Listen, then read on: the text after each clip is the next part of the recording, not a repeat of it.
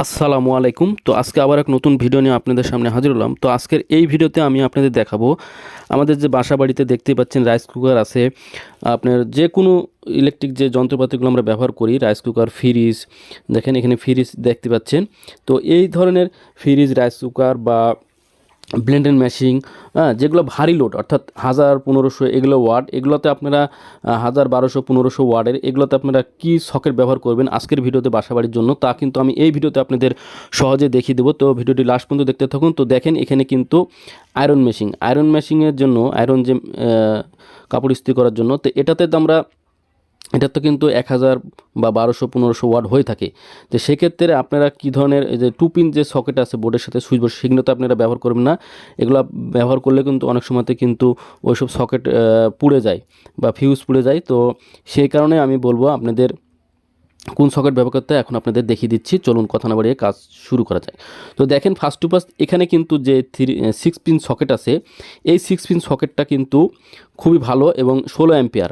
তো এখানে কিন্তু আপনি অনায়াসে কিন্তু বাসাবাড়ির যে ইলেকট্রিক যন্ত্রপাতিগুলো আছে আমি যেগুলো দেখালাম, বা আরও 1000 ওয়াট, 1500 ওয়াট এগুলো আছে, এগুলো কিন্তু এই সকেটে আপনারা ব্যবহার করতে পারবেন অনায়াসে। কারণ এই যে ফিউজ দেখছেন, এই ফিউজটা কিন্তু যদি যদি এই বোর্ডে কোনো সমস্যা হয়, নেগেটিভ পজিটিভ, তাহলে কিন্তু এই ফিউজের কারণে এই কাট আউটটা কেটে যাবে। তখন কিন্তু আপনার যে ইলেকট্রিক মেশিনটা চালাবেন সেটা কিন্তু নিরাপদ থাকবে। এই কারণে এই সুইচ বোর্ডের সমস্যার সমাধান করবে এই ফিউজেই। তো এখন কথা হলো যে এই ফিউজটা আপনারা এবং এই ফিউজের মাধ্যমে এই সুইচ সকেট কিভাবে এবং ইন্ডিকেটার এগুলো কিভাবে আপনারা কানেকশন করবেন তা কিন্তু আমি এই ভিডিওতে সহজেই দেখিয়ে দেবো। তো ভিডিওটি লাস্ট পর্যন্ত দেখতে থাকুন। তো ভিডিওটি যদি ভালো লাগে অবশ্যই লাইক দেবেন, আর চ্যানেল নতুন সাবস্ক্রাইব করে পাশে থাকবেন নিত্য নতুন ভিডিও পাওয়ার জন্য। তো বাসাবাড়ির যে কোনো কাজ আপনারা এই ভিডিওটা দেখে করতে পারবেন। তো প্রথমে আমরা ফিউজ থেকে একটা টুকরা তার নিব। টুকরা তারটা নিয়ে আমরা সুইচের নিচের টার্মিনালে, দেখেন এই যে সুইচের নিচের টার্মিনালে কানেকশন করে দেবো। কানেকশনটা টুকরা তারের মাধ্যমে করে দেবেন। কোনো রকম কিন্তু কী করা যাবে না, লুজ কানেকশন রাখা যাবে না। লুজ কানেকশন যদি রাখেন তাহলে কি ভোল্টেজ আপ ডাউন করবে, লাইন পাবে না, বা এখান থেকে কিন্তু শর্ট সার্কিট হয়ে কিন্তু অনেক সময়তে এই সকেট পুড়ে যায় বা ফিউজ পুড়ে যায়, এ ধরনের দুর্ঘটনা ঘটে। তো টুকরা তার কিন্তু আমাদের অলরেডি ফিউজ থেকে সুইচে দেওয়া হয়েছে। এখন সুইচের যে উপরে একটা টার্মিনাল আছে, এখান থেকে এখন আরেকটা আমাদের তার নিতে হবে, কারণ এখান থেকে দুটা লাইন নিতে হবে। একটা হলো আমাদের ইন্ডিকেটারে যাবে, আর একটা আছে আমাদের সকেটে যাবে। এই দুটা কানেকশন এই সুইচ থেকেই, যাতে সুইচ দিলে যাতে লাইনটা পাই। তো এখানে এখন এই যে আমাদের 3 পিন সকেট আছে, ডান পাশের যে পিনগুলো আছে এই পিনগুলোতে কিন্তু ফেস পাবে। তো সেই কারণে বলছি এই যে লাইনটা এখন এখানে আমাদের কানেকশনটা দিতে হবে, অর্থাৎ এল যেখানে লেখা আছে, এই যে 3 পিন সকেটের যে এল লেখা আছে, এই এল এ কানেকশনটা দিয়ে দিবেন। কানেকশনটা দেওয়া এখন কিন্তু ভালোভাবে টাইট দিবেন। আমি আগেই বলছি লুজ কানেকশন কিন্তু রাখা যাবে না। কানেকশন করা শেষ, টুকরা দিয়ে তার দিয়ে কানেকশন করা হয়ে গেছে। এখন আমাদের যে কাজটি করতে হবে, এই যে ইন্ডিকেটারটা দেখছেন, এই ইন্ডিকেটারটাতে কারেন্ট আছে কিনা তা কিন্তু দেখার জন্য সুইচ দিলে কিন্তু ইন্ডিকেটারটা জ্বলবে। এখন আমাদের এই লাইনটা এখান থেকে পাস করে এই টার্মিনালে, ইন্ডিকেটারের যে টার্মিনাল দিয়েছেন দুটো, তার মধ্যে একটাতে ফেজ দিতে হবে, অর্থাৎ যেটাতে কারেন্ট আসবে সেটা কানেকশনটা দিতে হবে। তো আপনারা ভালোভাবে জানেন যে সকেট বা ইন্ডিকেটার এগুলোতে কিন্তু নিউট্রাল দিতে হয় বোর্ডে থাকলে। তো এখানে কানেকশনটা দিয়ে দিচ্ছি। আমাদের মোটামুটি ফেসের কানেকশন কিন্তু কমপ্লিট হয়ে গেছে, টুকরা তার দিয়ে দেখিয়ে দিলাম। এখন আমরা কি করব, নিউট্রালের কাজ করব। নিউট্রালের কাজ কীভাবে করবেন সেটা আমি আপনাদের দেখাচ্ছি। নিউট্রাল এখন আমাদের যে কাজটি করতে হবে, কালো একটি তার নিব। আমরা জানি যে কালো তারটা নিউট্রাল তার আর লাল তারটা ফেস তার, অর্থাৎ লাল তারটাতে কিন্তু কারেন্ট থাকে আর কালো তারটাতে কিন্তু কারেন্ট থাকে না। এখন আমরা এই যে ইন্ডিকেটারে দেখছেন, ইন্ডিকেটার থেকে একটা টুকরা তার নিয়ে এখানে লাইনটা এনে কানেকশন করব। কানেকশন করা যখন আমরা হয়ে যাবে পুরোদমে, এখন দেখেন এই যে এখন আমরা কি করব, এখন এই যে লাইনটাতে এখানে দেখছেন এন লেখা আছে, এই জায়গাতে কিন্তু এন লেখা আছে, সেখানে আমাদের নিউট্রাল কানেকশন করতে হবে।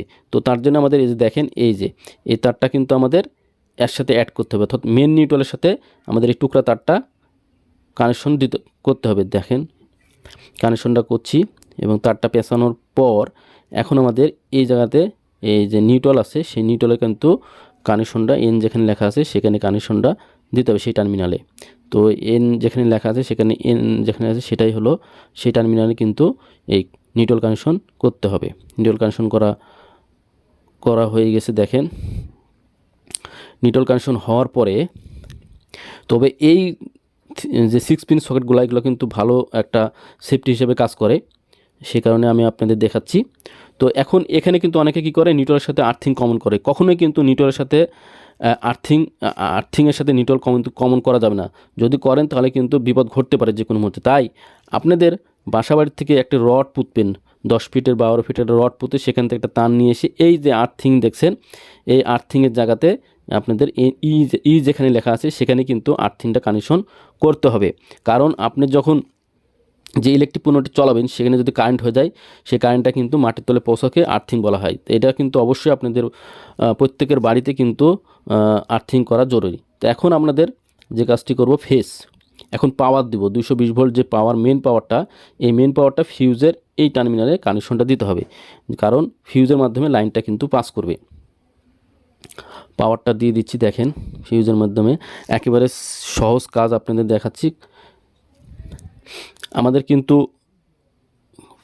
কাজটি অলরেডি কমপ্লিট হয়ে গেছে। পাওয়ার সাপ্লাই দিয়ে দিলাম, দেওয়ার পরে এখন আমরা বোর্ডে টেস্ট করে দেখব যে আমাদের লাইনটা এখন ঠিক হলো কি না। এটা নিউট্রাল, এটা আর্থিং, লালটা কিন্তু ফেস তার, এই তিনটা কাজই কিন্তু করে দেখালাম। এখন আমরা টেস্ট করে দেখব যে আমাদের বোর্ডের যে ওয়্যারিংটা করলাম সে ওয়্যারিংটা ঠিক হলো কি না।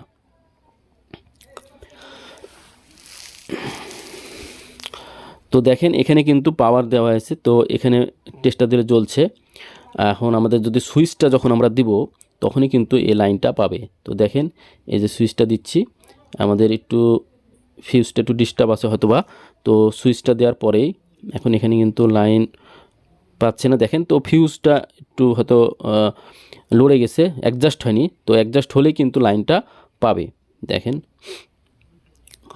এই যে সুইচ তো দেওয়া আছে, ফিউজটা এই যে ফিউজটা দেখেন এখন লাইন পাই গেছে, ফিউজটা অ্যাডজাস্ট হয়নি এই কারণে কিন্তু লাইনটা পাচ্ছিল না। তো এখন লাইন পাচ্ছে,